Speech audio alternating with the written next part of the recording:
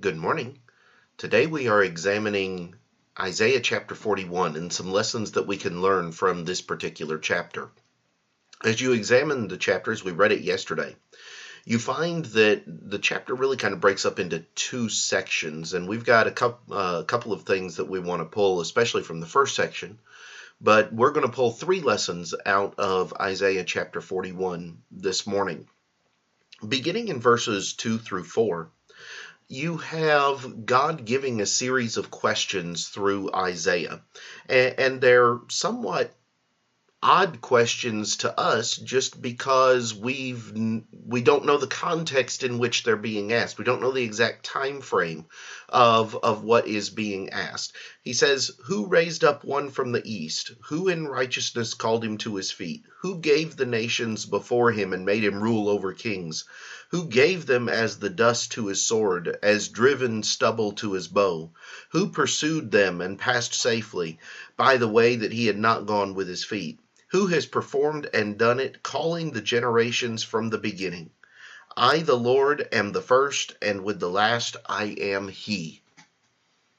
You have these series of questions, and the first thing I want us to notice is these are all considered to be rhetorical questions from the standpoint of this discussion of God with his people. In other words, they already know who is the one responsible for this. And certainly when you come down to verse number 4, you have the statement, "Who has performed and done it, calling the generations from the beginning." Who's the one who's been in charge from the very outset, God says. And then he makes the statement at the end of verse 4, "I, the Lord, am the first, and with the last I am he." You have here the using of the phrase "I am" a couple of different times. And he says, "I am the first and I am the last. I was here at the beginning and I will be here till the end. I am the one in charge." It certainly reminds us of a couple of passages in the New Testament. You have the passage in the passages in John where Jesus will talk about the "I am" statements of "I am this" and "I am that." You also have the statements in the book of Revelation concerning Jesus being the first and the last. The Alpha and the Omega is the terminology that will be used on certain occasions. But here you have God saying to the children of Israel, "I am, but I am the first and I am the last. I am here from the beginning and I will be here to the end." And so it's a very interesting way of speaking about himself that God utilizes here through Isaiah. The second thing I want to point out comes from verse number 10.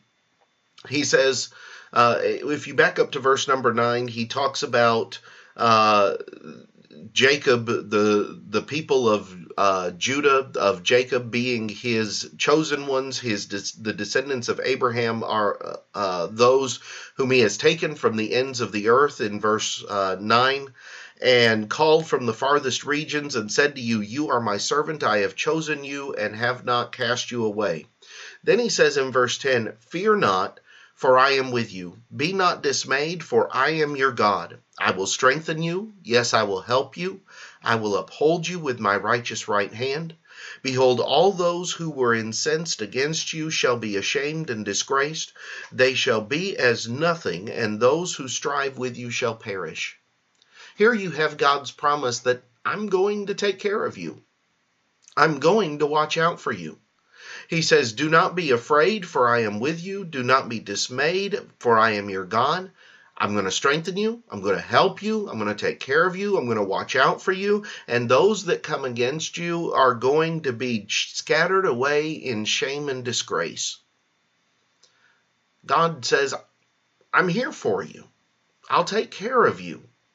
And you see all of the different messages that are going to be delivered through the book of Isaiah. And here, God's message is still, I'm here for you, and I want to take care of you. I want to help you.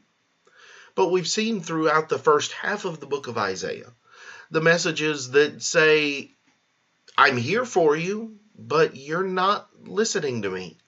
Now, remember that these words are going to be given in Isaiah's time in the days of good kings of Judah. You have the days of Uzziah and Jotham and Hezekiah, who were all good kings in Judah. And so we have times in an ebb and flow of good and bad coming through with the people of God. But here you have a sense of this being one of the times where God is really trying to lift up and build up his people because they are making efforts in the right direction. They are seeking to do the right things. We need to be careful sometimes that we don't always put every aspect of over 50 years of prophecies into the exact same year or the exact same time period. Because you've got many things that can change back and forth over the course of time. And I think that's one of the things that's being emphasized here, is God here is talking to them and saying, listen, I will be there with you. I will strengthen you. I will help you. I will watch out for you. You just come to me, and I'll take care of things. Then you drop down to verse 21. And the third thing I want us to notice in verses 21 through 24 is how God shifts gears in this section and begins to talk to them about the idols around them, about the idolatrous gods that other people worship. And he says, present your case, says the Lord, and bring forth your strong reasons, says the King of Jacob. Let them bring forth and show us what will happen. Let them show the former things, what they were, that we may consider them and know the latter end of them, or declare to us things to come. Show the things that are to come hereafter, that we may know that you are gods. Yes, do good or do evil, that we may be dismayed and see it together. Indeed, you are nothing, and your work is nothing. He who chooses you is an abomination. He's going to go on and talk about this a little bit more through the remainder of the chapter, but notice the emphasis of these verses. God here says, do something. Do something good. Do something evil. Tell us what's going to come. Show us where you came from. This, that, and the other. Give us something beyond just something that a man made and set up. This is God's view of the idols. He says, bring forth your strong reasons. Present your case. Come and let's have the discussion. Let's have it. But let's not have it between the followers of this one and the followers of that one. Let's have it between you and me. And the problem is you can't do that because you don't exist.